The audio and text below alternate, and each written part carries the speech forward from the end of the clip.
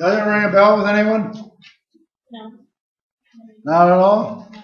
Maybe before 1900. Oh, okay. Maybe this will help. Egypt to Greece.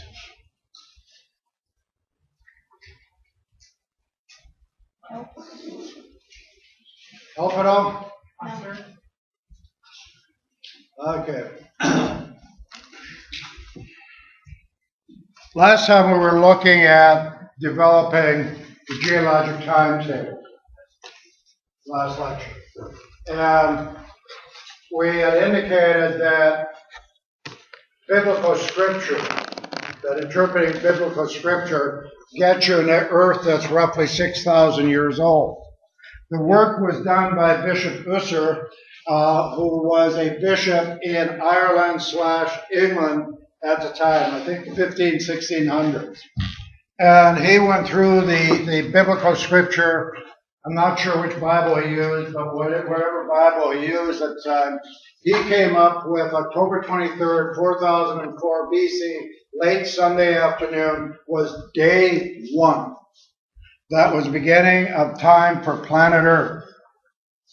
And again, that was accepted for a long period of time as being accurate. That if anybody wanted to know when day one was, that was the date given. Mm-hmm. Well, obviously, the scientific community began to question that. And whenever the scientific community questions religious work, there's all kinds of problems that are associated with it. You're claimed to be a heretic, you're claimed to be whatever. And so consequently, a lot of folks weren't ready to take on the bishop. The bishop was a respected clergy member in the British Isles, and what he said was basically gospel. Well, eventually, the scientific community began to look at the geologic features on planet Earth, the lithosphere. Remember, we talked about the spheres of planet. We've identified the atmosphere. We've done some work with the hydrosphere. And now we're going to be looking at the lithosphere. Well, anyway, geologists began to look at the lithosphere, and they said, you know, this can't be right.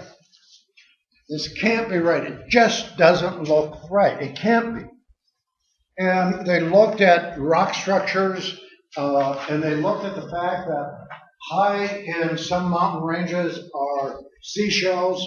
Well, that can be explained. Seashells are there because of the flood, the massive flood. Well, but they weren't always in the same place or the same sequence. So now we've got some other issues to deal with. So, again, the scientists looked at this and tried to ascertain a logical sequence on planet Earth. And an individual by the name of James Hutton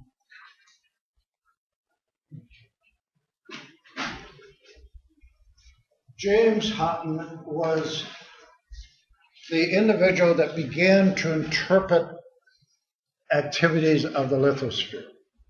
And James Hutton began to put time frames down.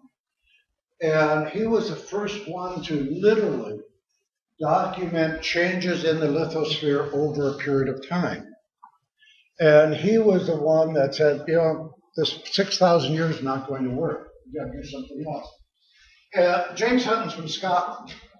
And he was fortunate in that in Scotland there's a formation where the rock units are like this, and then on top of it, they're like this, and there are shells in these, there are shells in those, and he said, whoa, something had to happen to convert horizontal materials to an incline and then cover it up again, and then something happened in 6,000 years. So he proposed that maybe the Earth was 1 million years old. I mean, this to us seems ludicrous now, but at that time it also felt ludicrous because people were 1 million years no way. I mean, the Bible says only 6,000 years old. So he started putting together ideas, and people basically said, James is just a Scottish farmer that doesn't know anything. And that was his application. He was a farmer. But he also worked in the environment. He looked at literally the landscape and tried to interpret what's happening. Now, remember, folks, science to some of you is a foreign language. But science is nothing more than observation of natural phenomena and the interpretation of that phenomena. That's all it is. It's not a foreign language. You've got to see what's happening. Then you've got to figure out how and why it's happening. So the observation is the key part. I mean, many of us, and I'm included, wander around aimlessly and we don't even see what's around us in the world. But you stop and look and you say, wow, marine shells in the high Himalayas. You go to Colorado Rockies, you find shells. Heavens, you go over to Door County. Door County has coral. Where do you find coral today? The ocean. In the ocean. What kind of oceans? Cold? Warm oceans. So you say, whoa, this coral in Door County must be real tough stuff if it's going to survive in that environment. No, the coral in Door County is like the coral we find in tropical water. So you see that. Now, the key is, how do you interpret that? What must have been different at one time? That area used to be able to support it. Where the waters were at one time and temperatures at where Door County is now had to be different.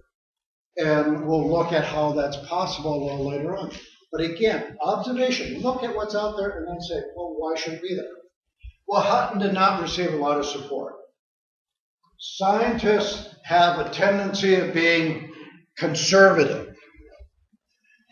Academicians are conservative. When you spend your life studying something, it really requires a great deal of effort to get you off dead center. If for 40 years you believe this was the crown for the King of England, and if you believe that for 40 years and you documented that, man, and someone comes along and says, no, that's just a stocking cap. It would be hard to convince someone that had spent their life supporting that aspect. And so consequently, people that spent their life at 4004 BC found it difficult to change. And you have to prove it. You have to put that hypothesis out there. You have to put the support out there. You have to test your theories. And most of the time, your theories are all wet. They're not going anywhere. And so consequently, scientists bat their heads against the wall, and every time they fail, they have learned something, that this doesn't work. It must be something else. And to prove absolute truth is virtually impossible. You eliminate everything else, but to prove absolute truth is almost impossible. So when a politician says, well, is that the absolute truth? Well, the best that we know, yes, but absolute, we don't know. So when we're looking at global warming, we're looking at evolution, evidence supports to both of those. Is it absolute? No, but it certainly indicates scientifically that that's what's happening. Well, okay, James Hutton then decided to publish his work, and whenever you publish your work, obviously, you open yourself up to criticism, and he did. But eventually people came around to his idea. And literally, you folks have heard of this guy.